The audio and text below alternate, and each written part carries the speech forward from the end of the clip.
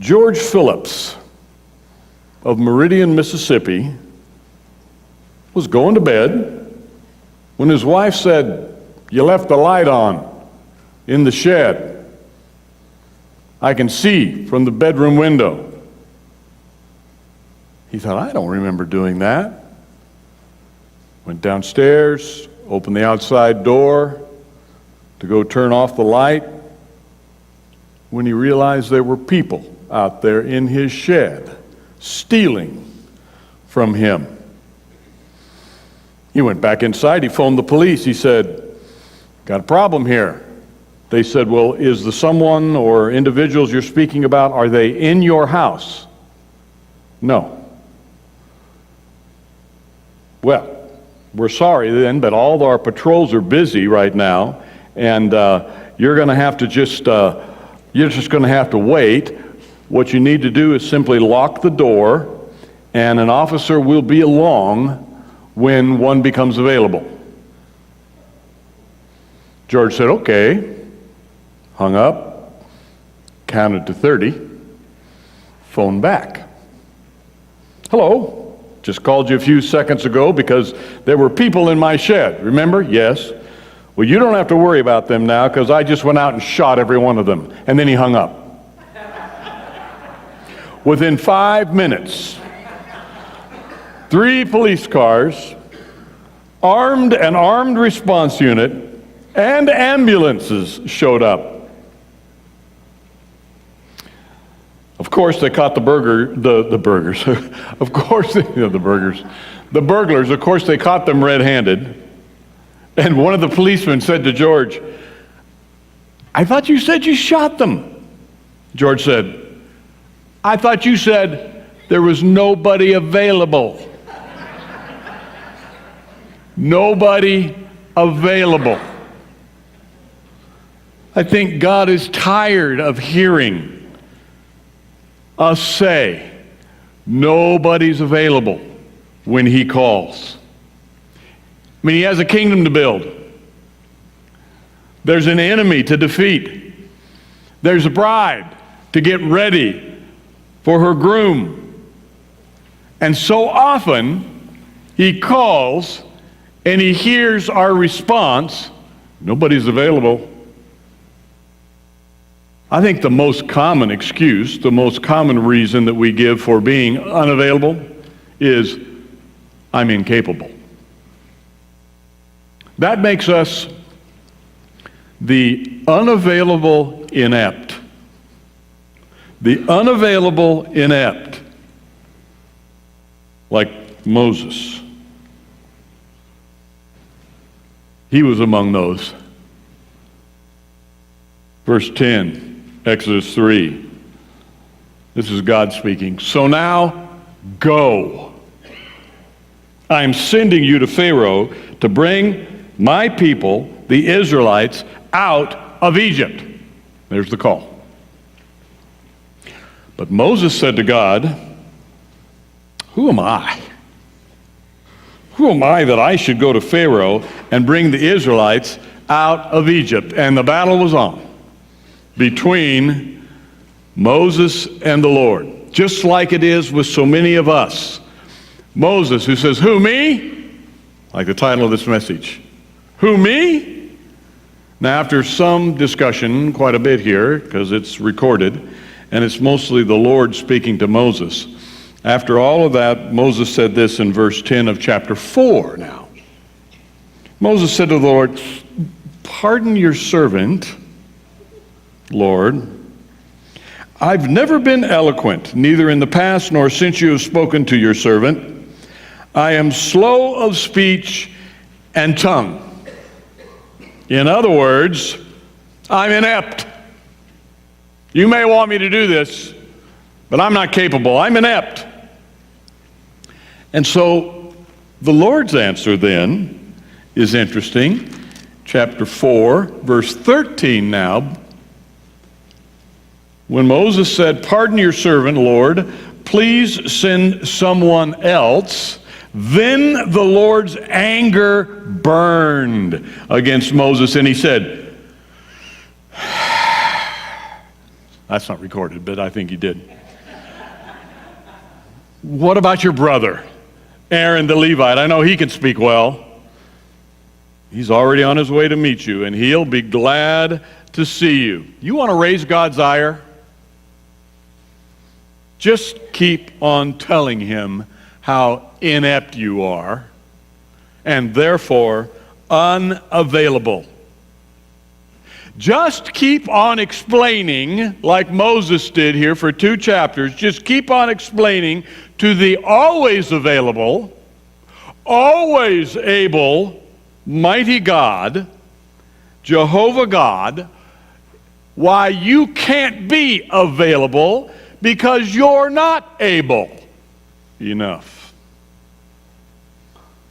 And that's about what you'll hear God say. Enough. Gideon. He was at the wine press one day, but he wasn't stomping grapes, was he? He was in the wine press threshing wheat. Why? Why thresh wheat in a wine press? He was hiding, like all the Israelites were, hiding from the marauding Midianites who would sweep in and they'd take from the Israelites anything that they saw, any crops, cattle, or livestock. The Israelites had basically become slaves in their own land to this pagan nation of pillagers. And they had become rather adept, the Israelites, at working undercover. So there he is, working undercover. God, through an angel, comes, visits him, and in Judges chapter 6, we read, the Lord turned to him and said, "Go!" Sound familiar? "Go in the strength you have." Not in the strength you don't have. "Go in the strength you have and save Israel out of Midian's hand. Am I not sending you?" "Pardon me, my Lord," Gideon answered. There it is again. Can't you feel the, I'm not sure I can say this, excuse me, but how can I save Israel? My clan is the weakest in Manasseh, and I am the least in my family. I'm inept. Therefore, I am unavailable. So God had to convince him, just like he did Moses. And Gideon then reluctantly agreed, and he sent out word to the Israelites, and he was wanting to summon troops to go to war against these heathens. 32,000 showed up. 32,000. God said, that's too many. It's not recorded, but somebody had to think, Lord, there's 135,000 of them. There's only 32,000 of us. God said, too many. Too many. Tell all those who are afraid to go back home. Okay. All you guys who are afraid, go back home. 22,000 of the 32 got up and left. Now we've just got 10,000 left. God said, too many. Still too many. So he sent them down to a watering hole. Said to Gideon, any of them who get down on their knees to drink, send them home. Gideon anxiously watched while 9,700 got down on their knees, leaving just 300. 300 to face the 135,000 Midianites. I would say that each one of the 300 probably felt something like this as they went into battle. Do you think that's computer generated? Yeah. Yeah. But it makes a pretty good point, doesn't it? That's how they felt going into battle. How about you? afraid, outnumbered, not skilled enough, never wrestled an alligator, downright inept, guess what? You're just who God is looking for. The inept, but not the unavailable. How about David? God tells Samuel that because of King Saul's constant disobedience, that it was time to appoint a new king over Israel, and he instructs Samuel to go to Bethlehem, ding, to go to Bethlehem and set up a sacrifice, a sacrificial service, and invite Jesse in on this, and Jesse's family, Jesse and his sons. Invite them to join in, and they do. And God said, now when you do this, Samuel, I will point out to you during that service which of those is to be the new king. So he goes. It says, when they arrived, and this is 1 Samuel 16, verse 6. When they arrived, Samuel saw Eliab, probably the oldest, and thought, surely the Lord's anointed stands here before the Lord. But the Lord said to Samuel, verse 7, do not consider his appearance or his height, for I have rejected him. I kind of hear the Lord saying, I already have one of those. Tall, good looking. That's Saul. That was Saul. I don't need another one of those. I'll show you the right one. And all 7 sons that were there passed by without the Lord prompting Samuel and saying to him, that's the one. He's the one. And then we read in verse 11, so he, that is Samuel, asked Jesse, are these all the sons you have? Well, they're still the youngest. Jesse answered, he's tending the sheep. He didn't even invite him. He didn't even invite him to the sacrificial service. Samuel said, send for him. We will not sit down until he arrives. So, he sent for him and had him brought in. Now, David wasn't bad looking. Listen, he was glowing with health and had a fine appearance and handsome features. Doesn't say he was tall, does it? Then the Lord said, rise and anoint him. This is the one. So Samuel took the horn of oil and anointed him in the presence of his brothers, and from that day on the Spirit of the Lord came powerfully upon David. Great story about God choosing. He chooses the youngest. He chooses the least. He chose the dirtiest, the hot, sweaty boy that smelled like sheep. I'm sure all the rest of them had bathed and were in their finest for this service. Not David. When Samuel opened that horn and poured the oil out on David's matted dew, I bet his brothers, his shocked brothers, had to be saying to one another, who?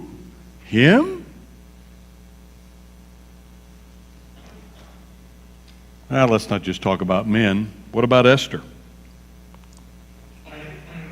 It was unbelievably amazing the way that Esther, a Jew, a captive in a foreign land of Persia, ends up as queen of Persia. Amazing story in and of itself. But God had arranged all of that, and there she was, the king's choice, the envy of every woman in the land. Things were going pretty well. And then she gets word from her cousin Mordecai that a plot had been hatched to literally exterminate every Jew in that Persian Empire, and there were a lot. So it'd be all of her relatives and all of her people. And so Mordecai sends word to her, and he implores Esther, go to the king and plead for the lives of the Jewish people, of your people. And Esther said, who? Me? Just like the title of this message. Who? Me? There's a Persian law that states that an individual has to be summoned by the king in order to talk with him. That if you just step into his presence without being asked, it's sure death. The only exception is that if you should happen to have him extend to you when you step into his presence the golden scepter, that would spare your life. But it doesn't happen very often. Who, me? Mordecai? I don't think so. Mordecai's reply, it's in Esther chapter 4, probably the most famous verses out of Esther, especially this first part, which is in the last of 14. And who knows but that you have come to your royal position for such a time as this? Then Esther sent this reply to Mordecai, go, gather together all the Jews who are in Susa and fast for me. Do not eat or drink for 3 days, night or day. I and my attendants will fast as you do. When this is done, I will go to the king, even though it's against the law. And if I perish, I perish. Esther went. The one who thought, I'm inept, went, and her life was spared, and all of Israel was saved. Here's a great example, present day, not good quality video, by the way, sorry for that, but it makes the point. When I saw her without arms was, she's very beautiful. She impresses me just with her personality, her beauty, and just the way she carries herself.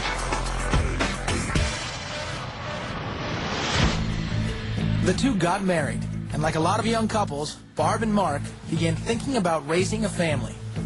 But would Barb be able to handle all the responsibilities that come with raising a child?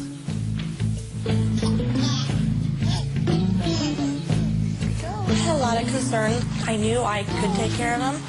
I mean, I spent most of my teenage years babysitting other people's kids, so I knew I could, but I had never really taken care of a newborn, and 24/7, you know, it's rough. Did that tickle? There's nothing rough about this amazing young mom. She uses her incredible dexterity to handle the most delicate tasks with tender, loving care. I can pretty much do anything, just about anything with my feet that you can do with your hands.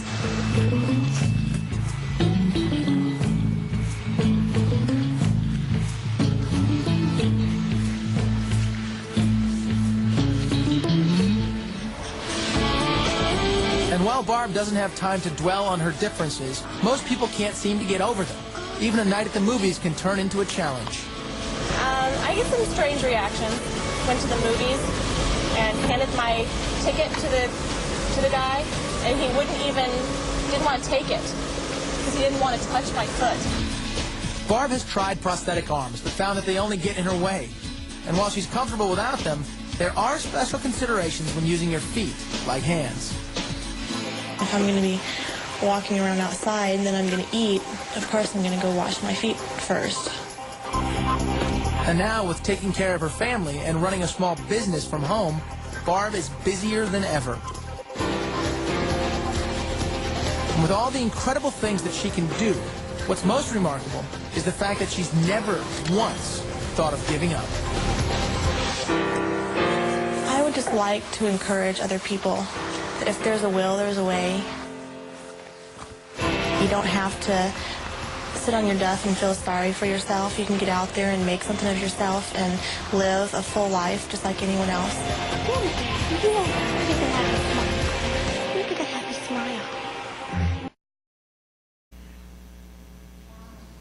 Wow. I hear you saying it. Amazing. We see that story, that true story. We've looked at 4 Old Testament examples. And if you know this book, you know that it is full. It is full of the unavailable inept, Old Testament or New. You know, Jeremiah, who me? I'm just a kid. Mary of Nazareth, who me?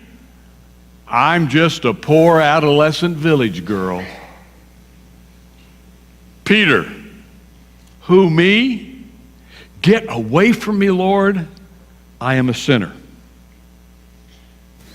Ananias, who me? I may be harmed or jailed. I may be killed. You getting the point? God doesn't look for the capable. He can't work with them. He looks for the incapable. God does not look for the strong. He uses the weak. God does not employ the confident. He employs the fearful. Are you inept? Great. You're just who God is looking for. Inept, but available. What does God want to do here at CCY through you? What does He want to do that requires your ineptness and your availability? Let's stand together.